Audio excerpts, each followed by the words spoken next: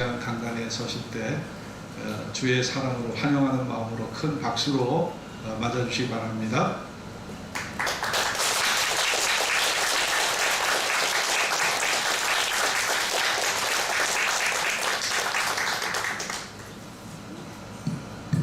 이렇게 불러주셔서 너무 감사해요. 우리 강 목사님한테 제가 부탁을 받고 가야 되나 안 가야 되나 진짜 갈등이 많았어요. 이 간증이라고 하는 것이 참 어려운 일이거든요.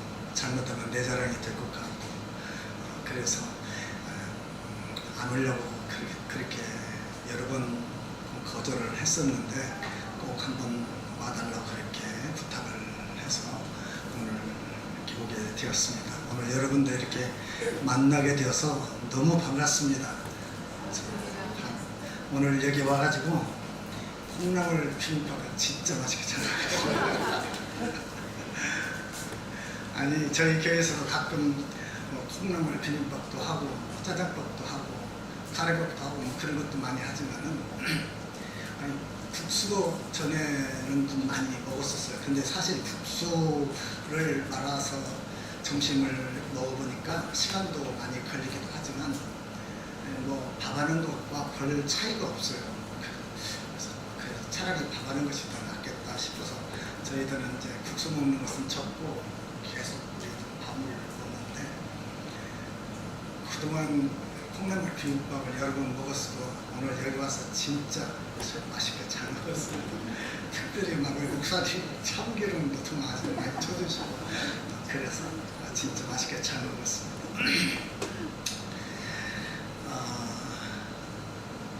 오늘 우리가 함께 읽은 이 본문의 말씀은 우리가 잘 아는 그런 말씀인데요. 다윗이 하나님의 성전을 건축하고자 하는 그런 마음을 가졌어요. 그 당시에 하나님을 섬기는 사람들이 많이 있었지만 다윗의 마음속에 왜 그런 마음이 들었을까요?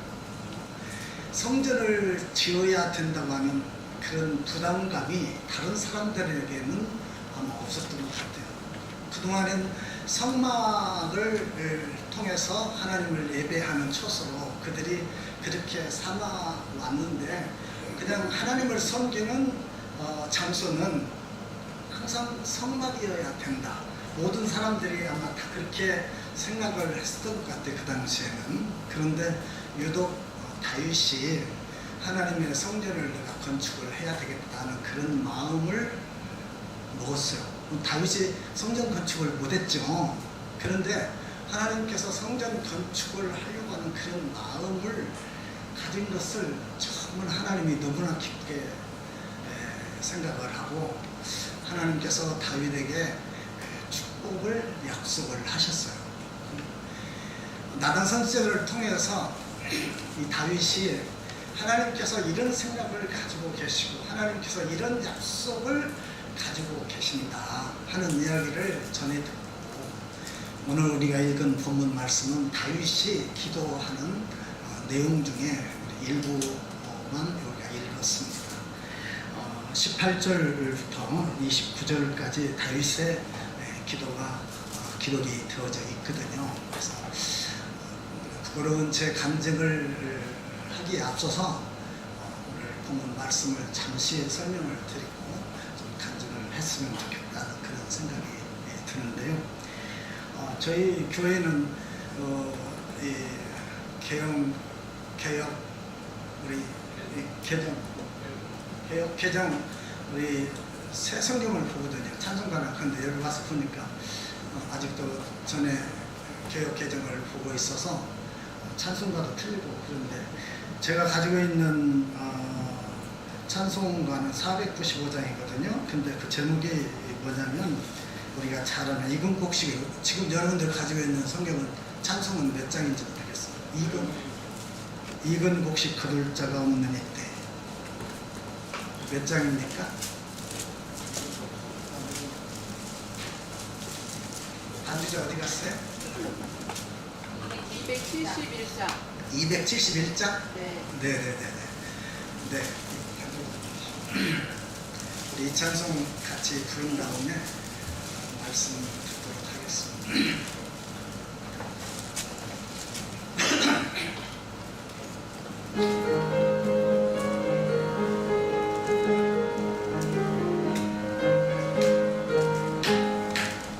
이건 혹시 겁을 타가 없느니래 누가 알아서 거둘까 내가 어찌 게으르게 앉아있을까 어서 가자 들고 보내주소서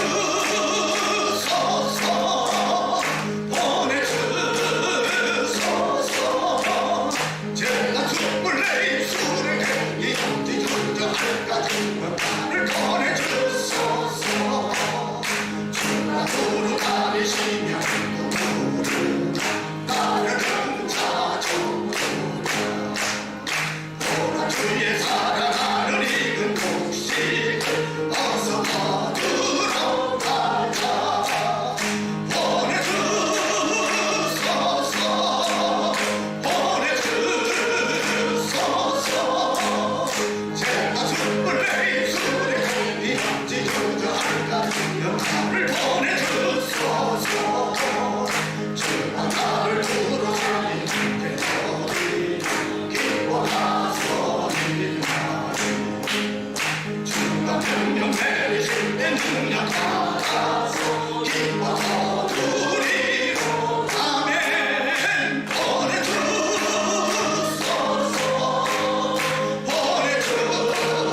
보내주소서 제가 죽을 내 입술에 이 언제 주저할까 나를 보내주 3절 다시 한번요 나를 부르시니 이제 어디 기뻐하소니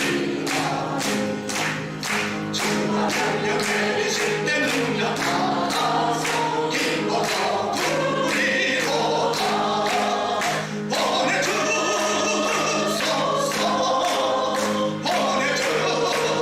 보내주소서 제가 죽을 내 입술에 이 언제 주저할까 나를 보내주소서 보내주소서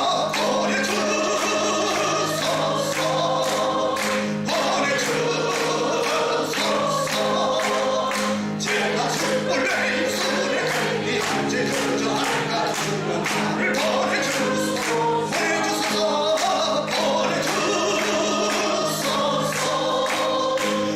보내주소서 제가 죽을 내 입술에 이 언제 주저할까 나를 보내주소서 아멘. 찬송 한 장 이렇게 부르고 나니까 좀 여러분들과 더 많이 가까워진 것 같아요. 다윗의 기도가 지금 시작이 되었는데요. 이 다윗의 기도의 시작은 하나님께서 다윗에게 약속하신 말씀 때문에 다윗의 기도가 시작이 됐어요. 그런데 우리는 기도할 때 대개 보면 응답을 목표로 하고 우리가 기도 생활들을 많이 하시잖아요. 근데 우리 한국교회가 참 지금 사라져가고 있는 것이 특별히 세 가지가 있어요. 방금 말씀드린 기도가 사라져가고 있어요. 옛날 우리가 참 기도를 많이 했죠. 정말 새벽 기도도 많이 하고 금요 우리 기도회도 많이 하고 또 기도원도 많이 가고 산에도 가고 또 금식도 진짜로 많이 하고 작정 기도도 하고 이런 기도 생활들이 옛날에는 참 많이 있었는데 요즘에는 새벽 기도도 없어진 교회들이 많아요. 금요 기도회도 없어지고 금식 기도 여러분들 언제 해보셨어요? 우리 목사님 하고 하셨다고 하더라고요. 근데 우리 목사님, 강 목사님 참 좋아하시는데 자기 문제보다도 우리 성도들이 매월 우리가 한 달에 한 번씩 저희 모임이 있거든요. 근데 우리 목사님 항상 기도 제목을 낼 때 보면 우리 성도들을 위해서 기도 제목을 내요. 본인 기도도 있겠지만 참 우리 목사님 참 귀하신 그런 목사님이신데 이렇게 성도들을 위해서 금식하고 기도하고 이런 목사님이 요즘 진짜 드문. 아까 저희 아들 소개를 우리 목사님이 하셨는데 저희 아들의 지금 소속된 그 교회에 이 50대 어머님 한 분이 귀신이 들린 거예요.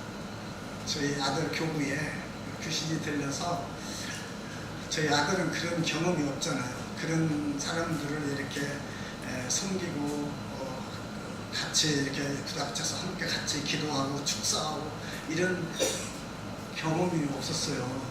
저희 아들이 지금 이제 41인데 그런 경험이 없어가지고 교회 그런 일 생기면 당연히 누구한테 전화해야 돼요? 담임 목사님한테 전화를 해야 되잖아요. 담임 목사님한테 전화를 했더니 담임 목사님이 어떻게 했을 것 같아요? 여러분 생각해봐. 어떻게 해야 돼? 어떻게 나와야 되죠? 담임 목사님이 아 그래? 그럼 담 목사 얼른 막 같이 신방을 가게 뭐 이렇게 나와야 되잖아요. 근데 저희 아들한테 하는 말이 야 그런 일이 있으면 병원에 보내야지 왜 그러고 나더러 전화했냐 그러더라는 거예요. 그래서 우리 아들이 깜짝 놀란 거예요. 당연히 담임 목사님이 먼저 가서 예배도 드려주시고 기도도 하고 그렇게 할 줄 알았는데 그렇게 얘기를 하니까 진짜 깜짝 놀란 거예요. 그래가지고 아빠 이런 일이 있는데 어떻게 하면 좋아요? 그러더라고요. 너는 할 일 다 했다. 담임 목사님 하시는 대로 하고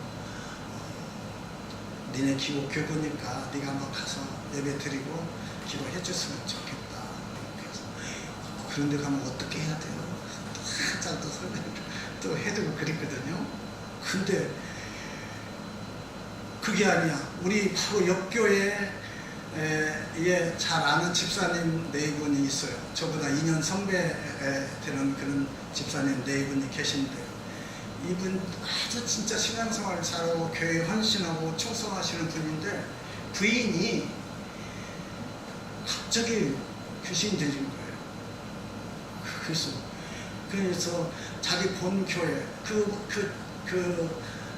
집사님이 출석하는 교회는 아주 진짜 큰 초대형 교회예요. 초대형 교회인데 자기 교회에다가 부끄러워서 이 귀신 들리는 것은 참 부끄러워서 교회 앞에 잘 말을 못해요. 다른 질병은 얘기하고 이게 기도해 주세요 그런 얘기를 부탁을 하지만 이건 잘 얘기를 못해요. 그러면 자기 교회에다 그 얘기를 못하고 저한테 전화 왔어요. 박 목사님 사실 이런 일이 있는데 이거 어떻게 하면 좋을까 그렇게 얘기를 하더라고요. 그래서 그러면 우리 교회를 한번 오세요.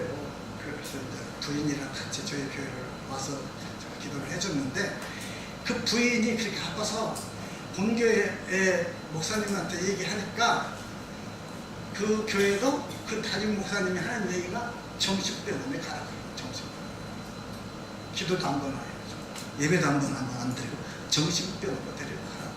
그래서 요즘 왜 그러지 목사님들이 제가 혼자 그런 생각을 하게 되었어요. 근데 우리가 그렇게 그런 성도들을 만났을 때 기도를 해주지 못하는 이유 중에 하나가 뭐예요? 우리가 영성을 잃어버려요. 한국교회가. 근데 우리가 하나님의 이런 능력이 언제 입혀져요? 우리가 기도할 때 입혀지잖아요.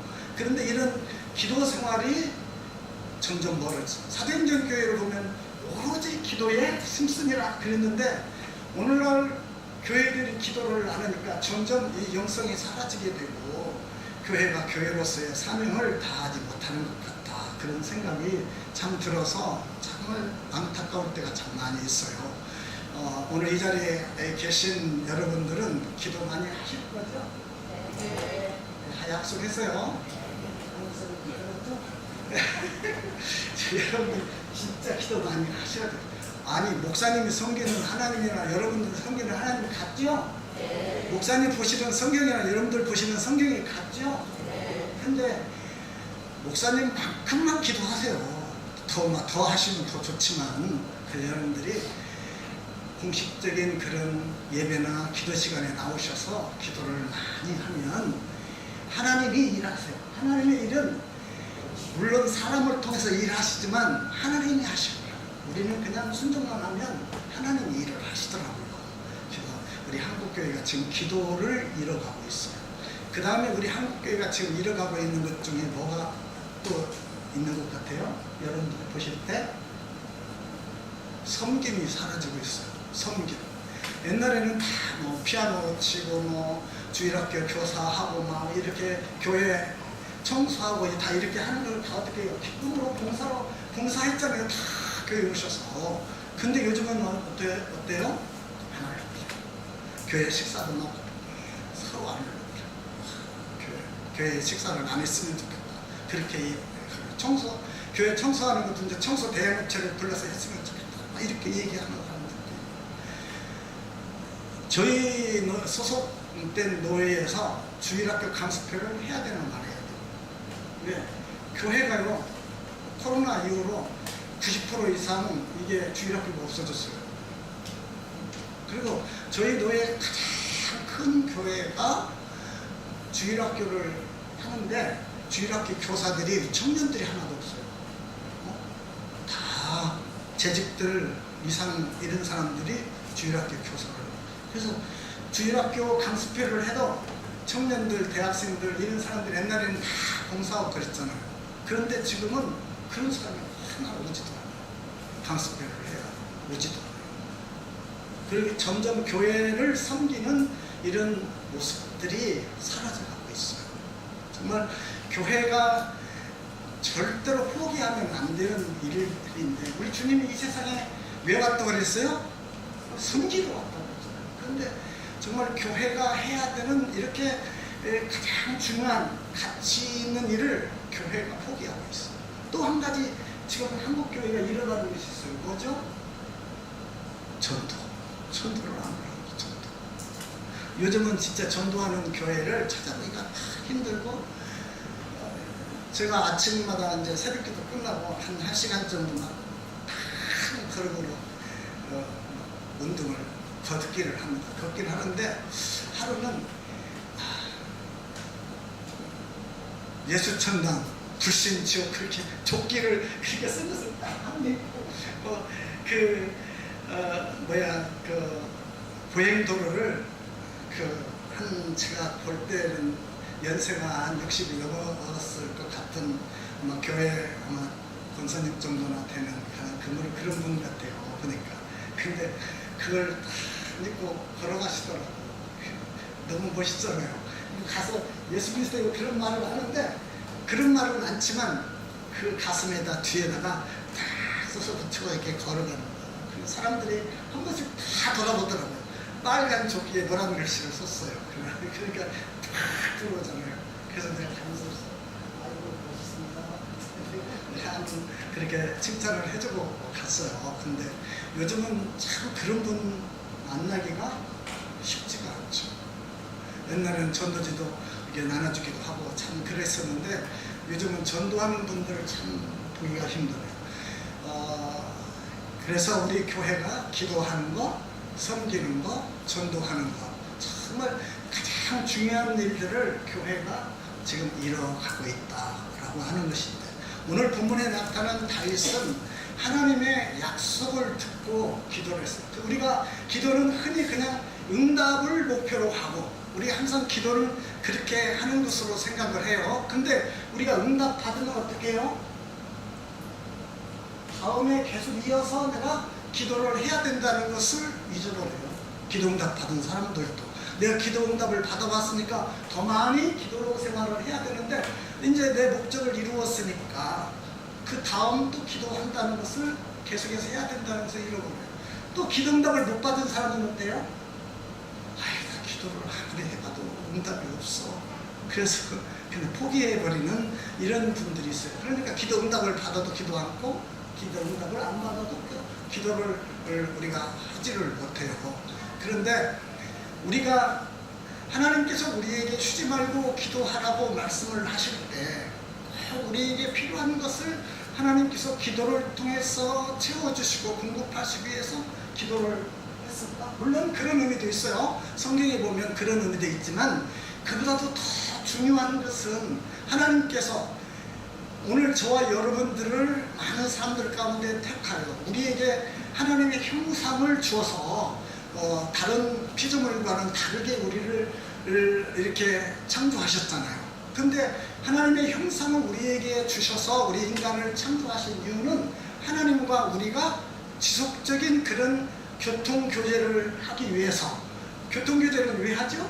그 교통교제를 통해서 우리가 하나님의 뜻을 알고 하나님의 의도를 알고 그래서 우리가 그 하나님의 뜻대로 순종하고 우리가 그렇게 함으로 하나님의 뜻을 이루어드리고 우리가 하나님의 자녀된 그런 삶을 우리가 살아가는데 우리가 더 큰 목적이 있어요. 기도 응답보다도 하나님께서 교통교제를 위해서 우리에게 기도를 주셨어요. 근데 우리에게 응답을 주시는 것은 이것은 보너스로 주는 거예요. 보너스로. 야, 기도하면 좋은 일이 있다. 이게 하나님께서 우리에게 응답을 주시는 것은 우리에게 응답보다도 하나님의 목적은 어째요? 너 좀 내가 좀 가까이 좀 지내고 싶고 네가 좀 평소에 좀 나를 좀 많이 좀 찾아줬으면 좋겠는데 네가 나를 잊어버리고 사니까. 하나님이 어떻게 해요? 우리가 기도해야 되는데 기도하지 않고 잊어버리고 사니까 우리의 삶에 어떤 일이 찾아와요? 하나님께서 야 정신 차려. 그러면서 우리에게 뭐예요? 고난이 찾아오고 여러 가지 힘들고 어려운 일들이 찾아오게 되는 거예요. 고난이 그래서 옥가른 목사님이 그런 얘기를 해서 고난은 축복하고 변자하고 찾아오는 축복이다 그렇게 말씀을 하시던데요. 정말 하나님께서 뭐예요? 우리에게 찾아오는 그런 고난이라고 하는 것, 여러 가지 힘들고 어려운 일이라고 하는 것이 하나님께서 우리에게 사인을 주는 거예요. 기도 좀 해라. 우리에게 사인을 주는 거예요. 근데 우리가 기도를 하지 않으니까 그렇게 힘들게 해서 나의 숨통을 좀 죄어야 아이고 하나님 살려주세요. 그때 기도하잖아요. 그죠? 우리가 그러기 전에 하나님께서 내 숨통을 조이기 전에 우리가 기도를 해야 되는데 하나님께서 숨통을 죄야 기도하는 사람들이 있어요. 우리가 기도 생활들 너무 많죠. 근데 하나님께서 우리에게 기도라고 하는 이런 특권을 우리에게 주실 때 하나님과 우리가 교통교제를 하고 싶어 해서 그런 교통교제하는 수단으로 지금 하나님은 우리에게 말씀을 통해서 말씀을 하시고 그 말씀에 대한 응답으로 우리는 기도를 통해서 하나님과 이런 교통교제가 이루어지는 거 아니겠어요? 그런데 우리가 기도를 꼭 응답을 목적으로만 우리가 기도를 하기 때문에 우리가 기도를 못하는데요. 오늘 다윗은 자기에게 어떤 응답의 목적 때문에 기도가 시작된 것 아니에요. 하나님의 약속 때문에 기도가 시작이 되었어요. 다윗은 여기서 한 번 기도하고 끝나는 것이 아니라 시편을 읽어보면 다윗은 꾸준히 기도 생활을 많이 했다라고 하는 것을 우리는 알 수가 있는데요. 오늘 다윗이 우리가 읽은 본문 말씀을 보면 하나님에 대한 그런 고백을 하고 있어요. 하나님이 어떤 하나님인가 하는 것을 얘기하고 있는데요. 21절을 보면은 제 성경에는 이렇게 되어 있어요. 이 모든 큰 일을 행하사. 하나님이 어떤 분이라고 고백하고 있어요? 하나님은 큰 일을 행하신 분이시다는 거예요. 그 다음에 뭐라고 했어요? 주의 종에게 알게 하셨나이다. 하나님 뭐예요? 하나님 우리에게 깨닫고 알게 하시는 거예요. 내가 전혀 알지 못하는 것을, 깨닫지 못하는 것을 하나님이 우리에게 가르쳐 주시고 알려주시는 그런 하나님이라고 말씀합니다. 그 다음에 22절에 뭐라고 했어요? 그런즉 주 여호와의 이름으로 주는 위대하시니 그랬어요. 하나님은 진짜 위대하시다 이렇게 다윗이 고백하고 있는 것을 여기서 볼 수가 있어요. 그러니까 다윗이 왜 이런 하나님을 고백하고 있는가? 여기 21절에는 모든 큰 일을 행하사 그랬는데 하나님께서 도대체 다윗을 위해서 어떤 큰 일을 행하시는 것인가? 9절부터 16절까지 한번 여러분들 우리 한번 다 같이 큰 목소리로 한번 읽어보겠습니다. 오늘 본문 9절부터 16절까지 자 시작. 내가 어디를 가든지 내가 너와 함께 있어 내 모든 대적을 내 앞에서 멸하였으므로 세상에서 존귀한 자의 이름같이 내 이름을 존귀하게 만들어 주리라. 내가 또 내 백성 이스라엘을 위하여 한 곳을 정하여 저희를 씻고 저희를 갈 곳에 거하여 다시 오지 않게 하며 악한 이름으로와 같이 저희를 회개하지 못하게 하여 전에 내가 사자를 정하여 내 백성 이스라엘을 다스리던 때와 같지 않게 하고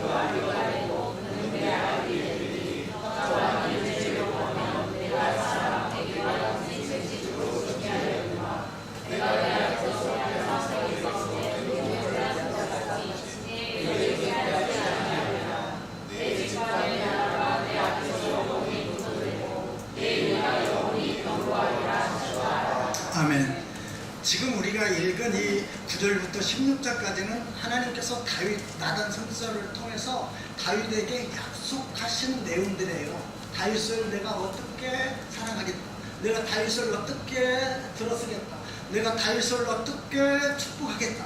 하나님께서 다윗에 대한 그 다윗의 가문과 그에 대한 그런 장래의 여러 가지 계획과 그런 축복을 말씀을 해주신 거예요. 그러니까 다윗이 이 말씀을 듣고 다윗이 고백하기를 뭐라고 그래요? 18절 19절을 한번 다시 한번 제가 여러분들한테 이거 목사님 왜 이렇게 자꾸 읽으라고 하는 거야 시키는 이유는 제 성경하고 여러분 성경과 많이 틀려요. 그래서 내가 여러분들도 읽으라고 하는 거예요. 18절 19절 읽어봐요. 시작. 다윗이 여호와 앞에 들어가 앉아서 가로되 주 여호와여 나는 누구며 내 집은 무엇이간데 나를 위해 이르게 하셨나이까.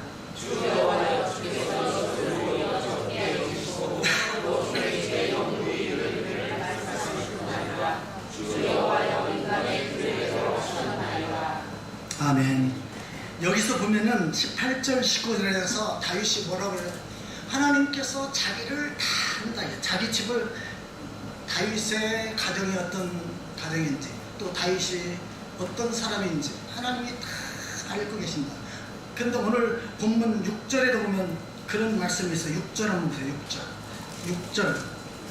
자, 시작. 내가 자손을 주에서 인도하여 내가 나를 거 날까지 주에 거하지 아니하고 장막과 향하게 거하며 하나니. 네, 이스라엘 백성들이 애굽에서 나와서 다윗 때까지 지금까지는 하나님께서 항상 장막에 거하셨어요. 성막에 거하셨다는 것을 하나님이 다 알고 계시는 거예요. 다윗이 볼 때 지금까지 오랜 역사가 흘렀는데 항상 하나님이 성막에 계시고 장막에 계셨다는 사실을 하나님이 다 알고 계시고 또 우리 가정을 다 알고 계셔 나를 다 알고 계시는구나. 다윗이 그런 생각을 하신 거예요. 그런데 이 다윗이 하나님께서 이렇게 자기에 대해서 잘 알고 계실 뿐만 아니라 하나님이 이렇게 나 같은 것을 택하여 주어서 이렇게 존귀하게 나를 들어 쓰시려는구나, 우리 가문을 축복을 하시려 하는구나. 다윗이 그걸 깨닫게 된 거예요. 그래서 다윗이 응답을 받아서 기도를 하는 것이 아니라 하나님이 주신 그 약속을 뭐요? 이루어야 되잖아요. 그죠? 하나님이 주신 약속이니까 그거 이루어져야 되잖아요. 우리 자녀들이 어때요? 저도 자녀들을 길러봤는데 우리 부모님들이 꼭정 못할 때가 언제요? 아빠 약속했잖아. 그거는 들어줘야 되잖아요. 그렇죠? 다윗도 하나님께 이런 약속을 받고 9절부터 16절까지의 이런 하나님의 이런 약속을 받고 그 약속을 이루기 위해서 다윗이 끊임없이 기도 생활을 했다라고 하는 것이죠. 오늘 저와 여러분들이 약속을 붙들고 기도하셔야 돼요. 여러분, 우리가 기도할 때 우리가 하나님의 응답도 물론 어떤 나의 필요가 있을 때 내가 도저히 해결할 수 없는 그런 문제를 만났을 때 그때 우리가 하나님께 기도해서 하나님께서 나의 그런 필요를 좀 채워주세요. 저는 이런 일들을 수없이 경험을 했어요. 정말 너무 많이 경험을 했지만 물론 그런 기도도 해야 되겠지만 더 많이 하나님의 약속을 붙들고 기도를 우리가 해야 한다. 그런 말씀을 오늘 제가 여러분들한테 드리고 싶은 거예요. 오늘 맨 마지막에 있는 말씀 28절 29절 다시 한 번만 읽어주세요. 시작.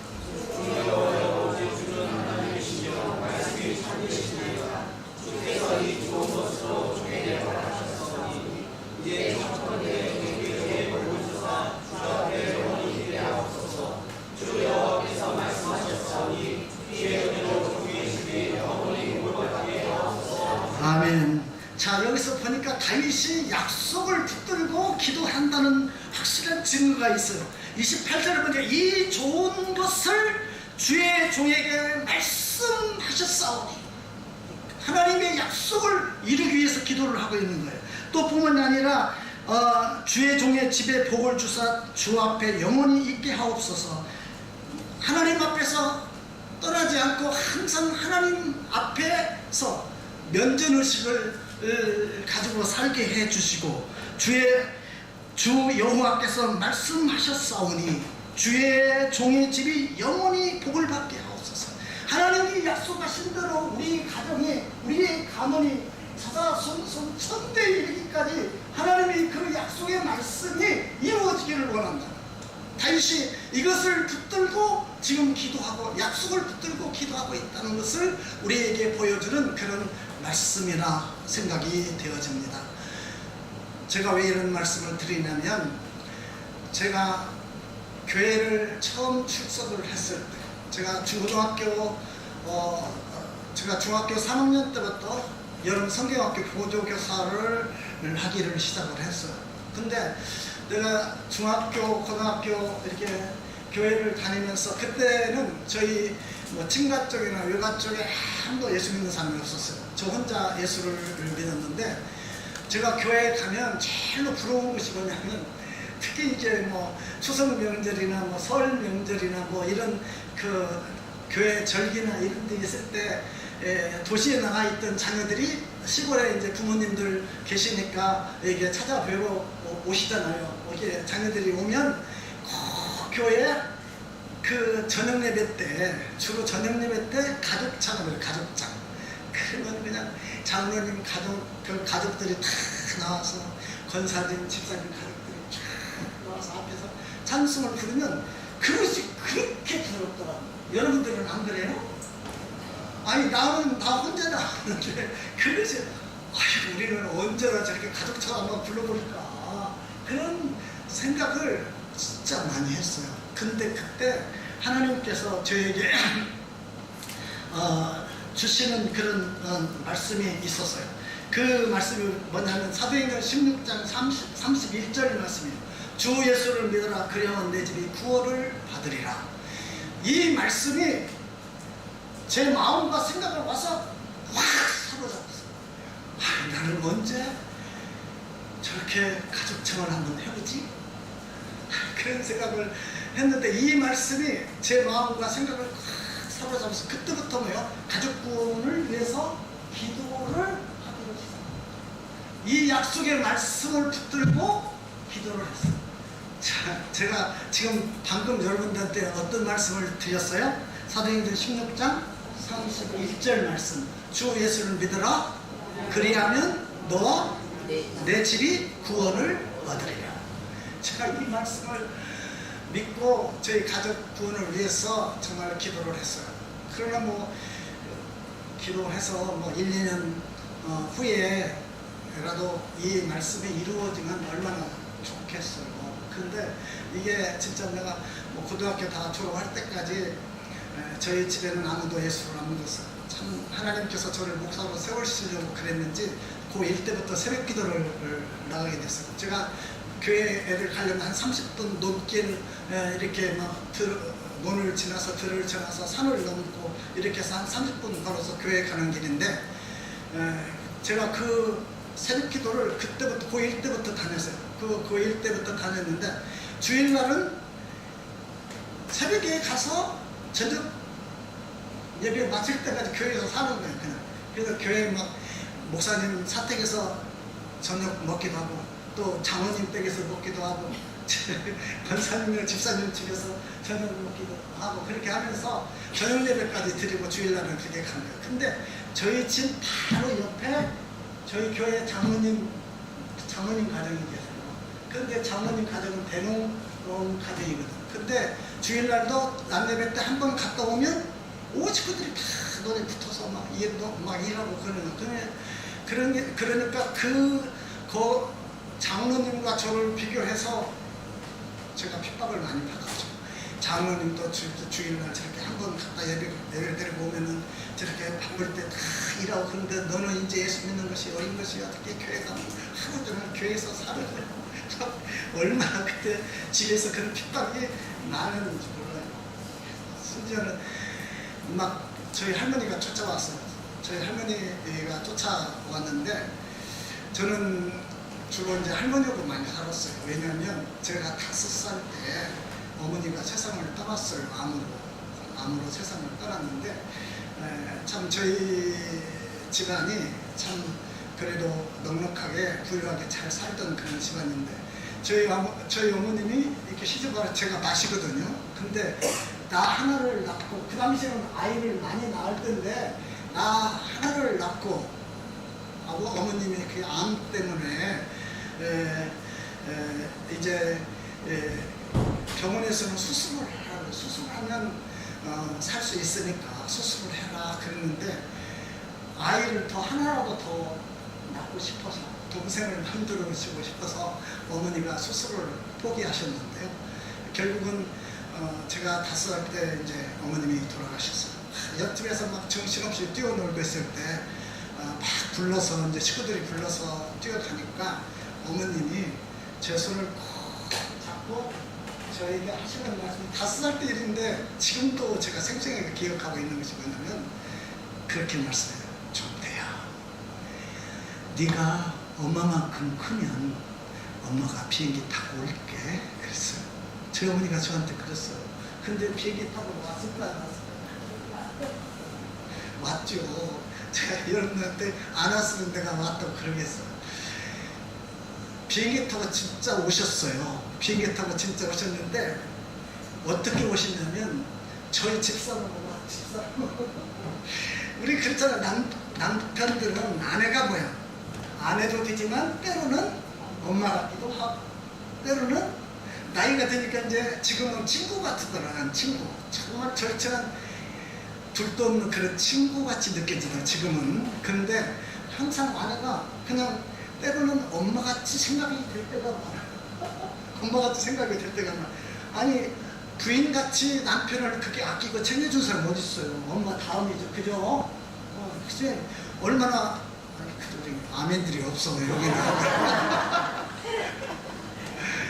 사실 아니 그렇게 챙겨주시잖아요. 그러니까 내가 그걸 깨달았어요. 아, 엄마가 그 말을 왜 했을까?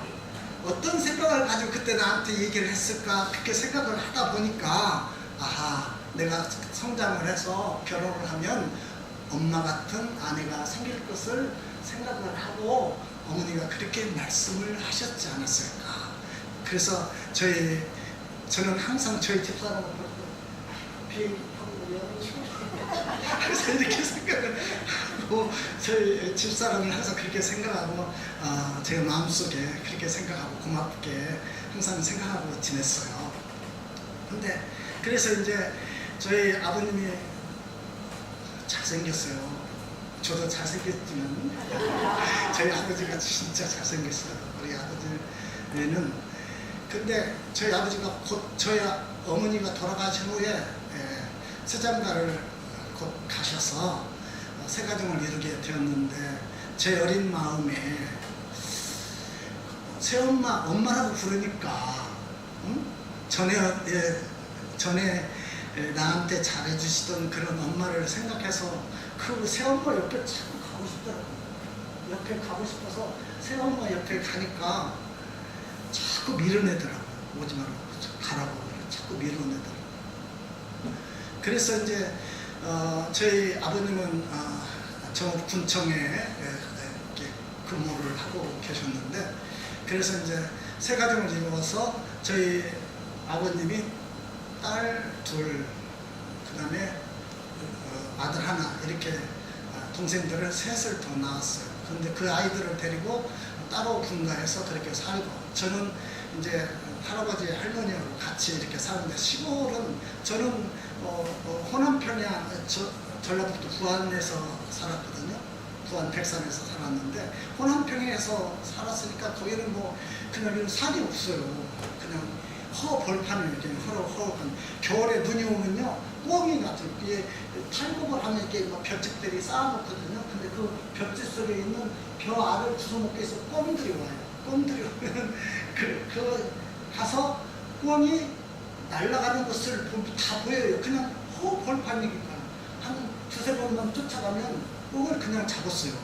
그냥 벌판이니까 꽁이 어디에 앉았다는 것을 이게 눈에 다 볼 수 있잖아요. 그래서 한 2번 머리, 3번 머리 하면 꽁들을 잡기도 하고 그렇게 저는 컸어요. 근데 한창 농번기 때는 저녁 주일 오후 예배를 저녁 9시에 드려요. 일 다 끝나면 그때 9시에 예배를 드려야 성도들이 올 시간에, 그때 농번기 때는 그렇게 드려요. 그 9시에 가서 예배를 드리면 하루 종일 일하고 막 가서 씻고 그러면 막 잠이 막 엄청 쏟아지죠. 막 그거 안 졸고 예배 잘 드리려고, 목사님 말씀 잘 들으려고 얼마나 막 그렇게 해는지 몰라요. 근데 이제 내가 고등학교 때 이제 학생회장이 돼가지고 예배를 드리는데 그날도 주일이니까 예배를 앞에서 사회를 예배를 인도하고 있는데 할머니가 작대기를 들고 와서 작대기를 들고 와가지고 교회 대문을 들어서는다 정태야 그래서 온 거예요. 근데 그때 당시에는 감수성이 굉장히 예민할 때 아니에요. 고등학생 때니까 뭐 여학생들 많고 뭐 그런데 막 밖에서 정태야 그러니까 막 애들이 예배 드리다가 다 참아놓으면 이렇게 막 다 쳐다보잖아요. 근데 내가 이제 얼른 막 계속 저를 불러대니까 예배를 드리다 말고 내가 밖에 나가니까 들고 온 작대기를 막 얼마나 막 사정없이 막 때리는지 그 작대기를 그렇게 맞고 막 그랬어요. 그래서 그러면서도 제가 그때 당시에도 새벽기도를 나가서 새벽기도를 이렇게 나가고 옛날 집들은 다 문들이 다 이렇게 뭐 창살문이잖아요. 근데 그런 문을 이렇게 열면 삐끗하게 소리가 난다고 이렇게 열면 삐끗하게 소리가 나는데 그게 소리가 나니까 부스럭거리가 할머니가 깰까 봐서 옷도 방에서 못 입고 주섬주섬 옷을 갖고 나와서 물을 가만히 들어갖고 밖에 나와서 옷을 입고 새벽기도 가고 그랬어요. 근데 눈이 많이 올 때는 저희 할머니가 제 쭈꼭지다 대고 하는 말이 좋대요. 오늘은 눈이 많이 왔으니까 교회 가지 말아라. 하나님은 이해할 것이다. 저희 할머니가 그렇게 말씀을 하셨어요. 저는 그렇게 신앙생활을 하다가 대학을 갈 때 내가 신학을 한다고 하니까 진짜 아버님도 싫어하고 다 식구들이 다 싫어했어요. 그래서 등록금을 주지를 등록금을 주지 않아서 등록 마감 전날까지 하나님 앞에 막 철야하면서 기도를 했는데 등록 마감하는 날 진짜 등록금을 가지고 오셨어요. 저희 고모님들이 세 분 계시는데 고모님들이 돈을 모아가지고 등록금을 준비해 갖고 오신 거예요. 그래서 등록을 해서 제가 신학을 하게 되었어요. 그래서 신학을 하다가 제가 78년도에 입대를 하고 80년도에 제대를 하게 되었는데 6월달에 제대를 했어요. 6월달에 제대를 해가지고 이제 복학을 하려면 아직 시간이 남아 있으니까 내가 복학을 위해서는 좀 기도를 좀 해야 되겠다 하는 생각을 했어요. 그 당시에는 뭐 잘 알려진 기도원이 뭐 순복음 금식기도 그리고 우리가 더 잘 아는 하늘산 기도원. 그 당시에는 아주 그 두 기도원이 굉장히 유명했어요. 사람들도 많이 모이고. 근데 뭐 순복음 기도원은 우리 교단이 아니니까 거기는 가고 싶은 마음이 없었고 또 하늘산 기도원 우리 교단이라고 하니까 제가 거기를 좀 가서 내가 일주일 동안 내가 금식을 좀 하고 해야 되겠다 하는 생각을 하고 하늘산에 갔어요. 근데 하늘산 기도원에 대한 그런 정보 없이 갔죠. 금식기도 준비하고 갔어요. 근데 하늘산 기도원을 가서 보니 거기는 금식기도원이 아니고 그냥 많이 먹고 힘써 기도하는 그런 기도원이라고 거기 가서 보니까. 근데 얼마나 사람들이 뭐가 되는지 금식을 하기같이 너무너무 힘들었어요. 그러나 하나님 앞에 내가 작정하고 왔으니까 그렇게 힘들고 어려운 가운데서도 제가 금식을 거기서 했어요. 근데 그 아래 대성전이 있잖아요. 그 아래 가보신 분 계세요? 네네. 장로님이세요? 네. 그래서 아래 그 대성전에 가가지고 이제 그 오전 예배가 있는데 오전 예배에 가기 위해서 가가지고 이제 앞에서 한 3분의 1, 2분쯤에 제가 앉아가지고 기도를 시간 전에 1시간 전에 이제 가서 기도를 하는데 제가 그 기도원에 왜 갔다고요? 복학을 준비하기 위해서 내가 기도하러 갔어요. 근데 다시 내가 신학을 해야 되니까 복학을 준비하기 위해서 내가 기도를 하러 갔는데 기도 중에 갑자기 하나님께서 저를 찾아오셨어요. 그래가지고 뜬금없는 얘기를 하시는 거예요. 야, 내가 네 엄마를 일찍 데려간 것은 새엄마를 구원하기 위해서 그렇다는 거예요. 저 그 소리를 듣고 깜짝 놀랐죠. 생각지도 못한, 하나님은 가끔 이렇게 기도하면 그렇게 오늘 본문 말씀 속에 하나님, 다윗이 고백하기를 알게 하시는 하나님에 대해서 우리에게 소개하고 계시잖아요. 기도하면 하나님이 이렇게 생각지도 못한 것을 우리에게 가르쳐 주시고, 하나님의 계획을 가르쳐 주시고, 하나님의 뜻을 가르쳐 주시고, 내가 가야 할 길을 가르쳐 주시고, 끝날 때까지 계속 이 아멘 안 하니까 계속 하나님은 어떤 하나님이라고요? 생각지도 못한 하나님의 계획을, 하나님의 뜻을 우리에게 가르쳐 주시는 거예요. 언제? 기도할 때. 내가 뭐 하나님 앞에 가서 하나님 언제 왜 우리 엄마 일찍 데려갔어요? 내가 하나님 앞에 그런 기도 전혀 안 했거든. 그런 기도 하고 그냥 앞으로 복학을 준비한 그런 기도를 했어요. 하나님 저에게 성령의 충만함을 주시고 능력을 주셔서 사명 잘 감당해, 그런 기도를 하는데 갑자기 하나님께서 내 기도를 확 틀어서 하나님이 그렇게 말씀을 하셨어요. 제가 그때 얼마나 그 자리에서 내가 울었는지 몰라요. 저는 하나님의 뜻을 알지 못해서 때로는 하나님 일찍 엄마를 여의는 것에 대해서 원망도 하고 불평도 하고 많이 그랬었는데, 정말 하나님께서 이렇게 말씀해 주시니 제가 이제 새 엄마를 친엄마와 같이, 그보다도 더 내가 잘 섬기겠습니다. 내가 하나님께 그렇게 기도를 하고 하늘산 기도를 해서 내려왔어요. 그래서 내가 정말 친자식이 어떻게 해야 자라는지 저는 그걸 모르죠. 제가 어렸을 때 어머니가 세상을 떠났으니까 내가 어머니한테 어떻게 해야 친자식처럼 내가 자랄 수 있을까? 그걸 잘 모르니까 기회가 주어지는 대로 최선을 다해서 어머니한테 잘해야 되겠다라고 하는 그런 생각을 하게 됐어요. 그런데 이런 생각을 하나님께서 말씀해 주시지 않았으면 가질 리가 없어요. 왜냐하면 저희 새어머니는 전형적인 새엄마 스타일이죠. 우리가 알고 있는. 그래서 한 번도 이제 옛날에는 우리가 사사분기에 있어가지고 등록금을 학교 다닐 때 등록금을, 그때는 지금은 다 무상으로 다니지만 그때는 등록금을 막 했어요. 근데 그 등록금을 우리 할머니가 주시려면서도 야 가서 니네 엄마 아빠한테 가서 등록금 받아와라. 우리 할머니가 보내세요. 교통비 주어서 그렇게 저를 보내요. 그럼 가서 등록금 달라고 가면 한 번 안 주셨어요. 교통비 한 번 안 주고. 제가 학교 다니는 동안 그렇게 가고 싶던 수학여행도 한 번도 못 갔어요. 정말 너무너무 진짜 저희 아버님이 그렇게 공급생활을 하면서도 저희 아버님도 뭐 이게 그냥 자녀들을 위해서는 엄마가 일찍 돌아가신 것보다 아빠가 일찍 돌아가시는 것 같아요. 우리 남자분들이 나와서 남자는 결혼하니까 세상가를 가니까 완전히 마음을 완전히 빼앗겼어. 새엄마한테 완전히 빼앗겨서 남이야 이게 아빠라고 생각하기보다 이게 뭐 남이랑 똑같아. 남이랑. 그러니까 뭐 아버지도 잃어버린 것이나 다름이 없었죠. 그렇게.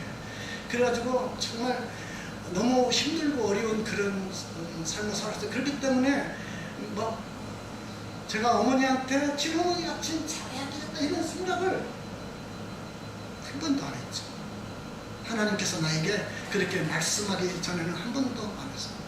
제가 결혼을 하게 되었는데 저희 집사람은 부잣집 막내 딸로 이렇게 태어난 사람인데 그렇게 여유있게 넉넉한 집에서 막내로 생활을 했기 때문에 전혀 불편함 없이 뭐가 필요하다면 금방금방 다 해결이 되는 그런 집에서 그렇게 성장을 하고 저와 결혼을 하게 되었는데 저희 집사람이 시댁을 안 가려고 그러면 너무나 차별있게 대하는 거예요. 다른 동생들과 명절 때 같이 가면 벌써 싸주는 게 달라요. 음식 싸주는 것들이 달라요.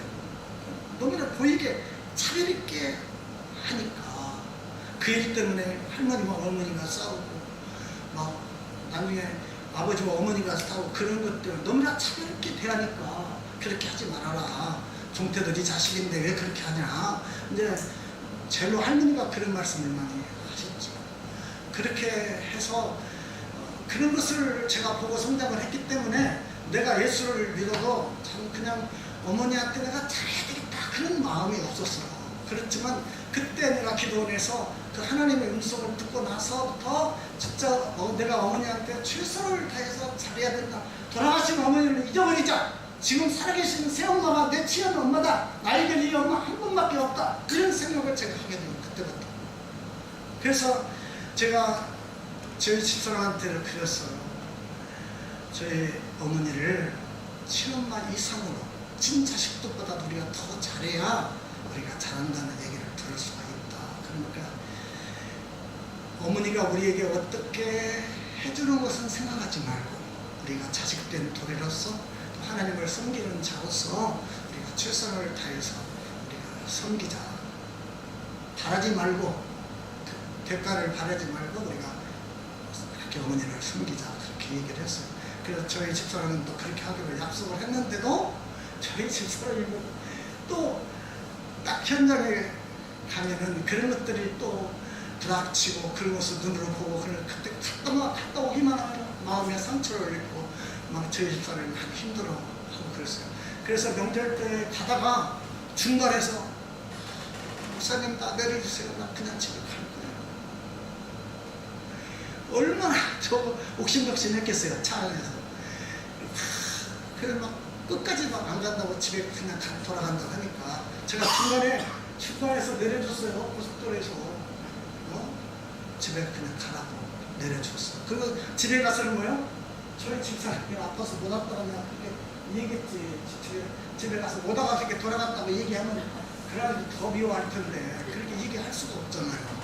그래서 이렇게 몸이 불편해서 이번에 나 혼자 오게 되었다고 그렇게 얘기도 하고 저희 집사람을 좀 이렇게 감싸줬어요. 그렇게 감싸주고 그렇게 했는데도 저희 집사람이 집에 갈 때마다 시댁에 갈 때마다 얼마나 큰 스트레스였는지 너무너무 힘들어하고 너무너무 그렇게 했어요. 그런데 이제 우리가 87년에 교회를 개척하게 되었는데 은평구에다가 교회를 개척을 하게 됐는데 그때 당시에 이제 배다른 동생들이 셋인데 그 셋 중에서 여동생 하나와 남동생 하나가 개척할 무렵에 저희 집에 와서 함께 같이 생활을 하게 되었어요. 직장 생활을 서울에서 하게 되는데 서울에서 지붙기가 쉽지 않잖아요. 그렇기 때문에 이제 본의 아니게 저희 집에 와서 같이 생활을 하게 되었어요. 동생들 둘이. 그렇게 하면서 농사를 짓고 또 그렇게 직장 생활을 해도 쌀 한 번 보내주지 않고 뭐 생활비 한 번 보내주지 않고 그랬지만 저희들이 개척을 해서 얼마나 힘들었겠어요. 여러분 생각해봤어요. 진짜 어떨 때는 쌀이 떨어졌어요. 쌀이 떨어져가지고 먹을 것이 없어요. 저희 집 사람이 목사님 쌀 떨어졌어요. 이 사람은 왜 나한테 얘기해? 하나님한테 얘기해. 내가 하나님한테 얘기를 해야지. 근데 그 말을 듣고 나면 내 마음도 아프다. 하나님 뭐라고 기도해야 돼? 쌀 떨어졌대요. 쌀 떨어졌대요. 내가 그런 말밖에 더 할 말이 없잖아요. 하나님 쌀 떨어졌대요. 쌀 좀 주세요. 그랬더니 교회가 나오지 않는 동네 부동산 하시는 분이 한 분은 왔어요. 와가지고 목사님 왜 그러세요? 아니 시골에서 진짜 좋은 쌀이 세 가마가 왔는데 우리 집이 한 가마 먹고 목사님이 생각이 나서 한 가마 가지고 왔어요. 하나님이 이렇게 생각지도 않은 분을 통해서 그렇게 공급을 해주셨어요. 근데 동생들하고 이렇게 같이 지내면서 이제 저희 집에서 여러 해를 지나다가 남동생도 결혼을 하게 되었고 여동생도 결혼을 하게 되었어요. 그러면서 저희 어머니의 마음이 녹아지기 시작을 했어요. 그래서 저희 어머님이 저희 아버님보다도 먼저 예수를 믿게 되었어. 내가 우리 종태가 믿는 내가 예수를 나도 믿어야 되겠다. 어머님이 이렇게 결단을 하시고 고향 교회를 출석을 하게 되었어요. 얼마나 제가 진짜 감사했는지 몰라요. 어머니가 교회를 나가신다고 그런 얘기를 들었을 때 정말 너무 기뻤어요. 너무 기뻤고 그 동생들은 나와 같이 있으니까 자연스럽게 이제 내가 개척교회를 하니까 형이 오빠가 그렇게 개척교회를 하니까 교회에 출석을 하게 되고 걔네들도 신앙생활을 하게 되었어요. 그런데 그때 같이 지내던 그 여동생이 지금 장로님, 사모님, 권사님이 됐어요. 봉이천 감리교회 남편이 장로님이고 저희 동생이 이제 권사가 되었는데 그렇게 신앙생활을 동생이 잘하고 있고 그 교회에 또 남동생이 내가 그 교회에 출석을 하고 있고 그렇게 이제 어머니가 예수를 믿고 동생들이 그렇게 예수를 믿게 되었어요. 그러다가 제가 개척을 해가지고 16년 만에 교회를 건축을 하게 되었어요. 지하 1층, 지상 6층 교회를 건축을 하게 되었는데 그렇게 저를 미워하고 후딱하시던 저희 아버님이 오셨어요. 저희 아버님이 교회 건축 다 하고 이제 입주를 하고 지냈는데 저희 아버님이 이제 오신 거예요. 그래서 와가지고 지금 생각하니까 네가 신학하기를 참 잘했다. 저희 아버님 하시는 말씀 그런 거예요. 네 친구들 보니까 다 일찍 퇴직을 하고 그런데 뭐 이렇게 늦게까지 목회를 할 수 있으니 얼마나 좋으냐. 저희 아버지 신앙이 없으시니까 그렇게 얘기를 하시더라고요. 근데 진짜 중요한 것은 저희 아버님이 그때 저희 집에 오셔서 내 아들 앞에서 무릎을 꿇고 저희 아버지가 잘못했다고 빌었어요. 정태야, 내가 그동안 내가 새엄마에 빠져서 그동안 내가 너를 챙기지 못하고 이렇게 돌보지 못한 것에 대해서 제가 아버지로서 너무나 잘못한 것 같다. 정태야, 용서해라. 저희 아버님이 저 무릎을 꿇고 저희 아버님이 저한테 이렇게 용서를 드렸어. 아버님 괜찮아요. 일어나세요.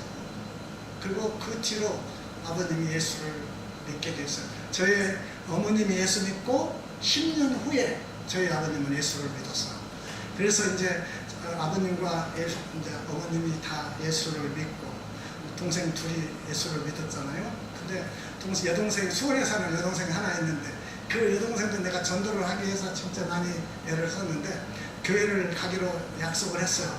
교회를 가고 약속을 했는데 결혼하기 전에 교회를 가기로 약속을 했는데 갈 시간이 되어서 찾은 거 없어요. 집을 막 다 뒤져도 없어. 근데 그때 당시에 찬장이 굉장히 상차를 그냥 이게 집어넣을 수 있고 찬장이 되게 큰 찬장이 부엌에 있었어요. 그래 이상하게 부엌 그 찬장을 한번 열어보고 싶다. 그래서 그 부엌 찬장 처음 열으니까 그 속에 들어앉아. 교회를 안 가려고. 그래서 그 동생은 그렇게 약속을 해놓고 한 번도 교회를 못 갔어요. 지금도 아직은 교회를 안 다니고 예수를 아직 안 믿고 있는데 그 동생이 예수를 믿어야 하고 근데 하나님께서 약속을 주셨잖아요. 주 예수를 믿어라. 그래야만 너와 내 집이 구원을 얻으리라. 하나님께서 저는 그 약속을 반드시 이루어 주실 것이라고 하는 그런 확신과 그런 믿음이 있었어요. 다윗이 그런 하나님의 약속이 이루어질 것이라고 하는 확신을 가지고 그 약속을 붙들고 기도한 것처럼 저도 그렇게 기도를 했는데 하나님이 그렇게 응답을 해줬을 뿐만 아니라 보너스로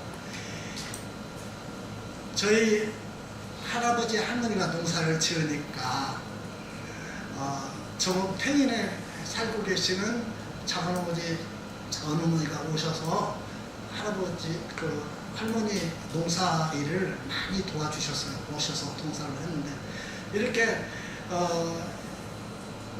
저희 집에 오셔서 농사 일을 해주러 왔는데 그렇게 멀리서 왔는데 조카라는 놈이 일할 만한데 지금 힘쓸만 하고 일할 만한데 교회 가서 살으니까 저희 작은아버지 작은어머니도 저를 많이 미워했어요.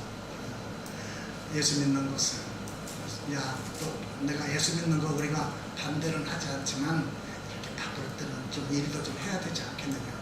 항상 작은아버지 장모님이 그렇게 말씀을 하셨는데 이분들이 오늘날 예수를 믿고 교회를 다니기 시작을 하더라고요.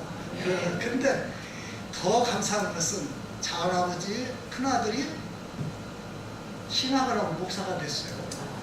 청주에서 지금 목회를 하고 있어요. 순복회는 순복음 부인이 순복음 교인하고 결혼을 해가지고 순복음 신학을 공부를 하고 그 사촌 작은아버지 동생도 목사가 되어서 지금 그렇게 신학을 잘하고 작은아버지 장어머니 동생들 그 작은 집도 다 예수를 믿는데 작은아버지는 아들 둘, 딸 하나 그래요. 그런데 아들하고 큰아들하고 딸하고는 예수를 믿는데 둘째 아들이 아직 신앙생활 거기는 안 해요. 우리 집은 큰 딸이 예수를 아직 안 믿고 그런데 정말 하나님께서 이렇게 외가 쪽으로 친가 쪽으로 아무도 예수 믿지 않는 그런 가정에 하나님께서 저 한 사람을 통해서 하나님께서 이렇게 가정을 구원하시고 하나님께서 이렇게 참 귀하게 또 들어 쓰시는 것에 대해서 너무나 참 고맙고 감사하다 그런 생각이 들었어요. 그런데 지금은 저희 어머니가 어떻게 변화가 됐냐. 지금은 명절 때 가잖아요. 지금 저희 어머님이 87세시거든요. 87세신데 지금은 집에 가면은 어머님이 명절 음식을 다 싸가지고 저한테다 줘요. 야, 동생들 가서 나눠 먹어라. 이렇게 얼마나 먹습니까? 아멘? 네. 그래서 지금은 저희 어머님이 그래요. 가끔 전화가 오세요. 야, 종태야 안 오냐? 그래서 보고 싶다고 오라고 저희 어머님이 그렇게 말씀을 하시고 더 감사한 것은 우리 동생들이 있잖아요. 동생들이 세상에 친동생도 그렇게 못해요. 친동생도 형 생일 챙겨주고 명절 때 인사하고 여러분들 그렇게 배가는 동생들이 이렇게 한다는 것이 쉽지 않습니다. 진짜 친동생 못지않게 더 이렇게 동생들이 참 저한테 잘해요. 참 잘하고 그래서 너무너무 참 감사하고 자주 왕래도 하고 그렇게 하는데 자, 이런 것이 다 하나님의 은혜라고 생각을 하고요. 우리가 낙심하지 않고 우리가 선을 행하면 반드시 하나님께서 아시고 응답해 주시고 우리가 약속을 붙들고 기도하면 하나님께서 반드시 응답해 주신다고 하는 그런 믿음과 확신을 가지시고 가족 구원을 위해서 절대 기도하는 거 포기하지 마시고 예수 안 믿는 남편이 뭐 가끔 옛날에 그런 얘기 많이 있어요. 아이 우리 집에는 엉망이가 있어. 그런 말을 하면 안 돼요. 여러분들 그 믿지 않는 남편한테 더 잘해 주셔야 돼요. 제가 우리 어머니한테 내가 친아들 이상으로 더 잘해야 된다. 제가 그런 생각을 가지고 항상 어머니를 그렇게 섬겼던 것처럼 안 믿는 아내나 남편이나 자식들한테 더 잘해 주셔야 돼요. 믿는 그런 가족들보다도 안 믿는 그런 가족들한테 더 잘하시면 선을 행하다가 낙심하지 마시고 인내를 가지시고 여러분들이 꾸준히 하나님의 신실하심을 믿으시고 우리가 기도하면 반드시 하나님께서 여러분들 가족들이 다 예수 믿고 구원을 얻는 그런 역사가 일어날 뿐만이 아니라 하나님께서 존귀하게 들어쓰는 그런 믿음의 명문 가정으로 다 여러분들의 가정을 그렇게 세워주실 줄로 믿습니다. 기도하겠습니다. 살아계신 아버지 하나님, 주의 크신 사랑과 은혜를 감사합니다. 우리가 기도 응답을 위해서만 기도할 것이 아니라 하나님의 약속을 부여잡고 기도하는 사랑하는 우리 청년교회 모든 성도들이 다 되게 하여 주시고 그 약속대로 오늘 다윗과 같이 참 응답받는 그런 은혜와 축복이 있게 하여 주시옵소서. 하나님께서 내 기도를 이렇게 들어주셨나라고 하는 아름다운 간증과 고백이 우리 찬양교회 모든 성도들 가정마다 정말 넘치는 그런 은혜가 있게 하여 주시옵소서. 세우신 우리 목사님 건강하게 하시고 아버지 하나님 정말 우리 목사님 죽주듯이 그런 목회 사역을 끝까지 잘 감당하실 수 있도록 아버지 우리 모든 성도들이 한마음 한뜻이 되어서 하나님을 사랑하고 영혼을 사랑하며 교회를 사랑하고 또 목회자를 사랑하는 우리 청년교회 모든 성도들이 될 수 있도록 아버지여 축복하여 주시옵소서. 하나님께서 우리 청년교회 모든 성도들을 축복하여 주시옵소서. 사업을 축복해 주시고 직장을 축복해 주시고 가정마다 축복해 주시옵소서. 주 예수 그리스도 이름으로 기도하옵나이다.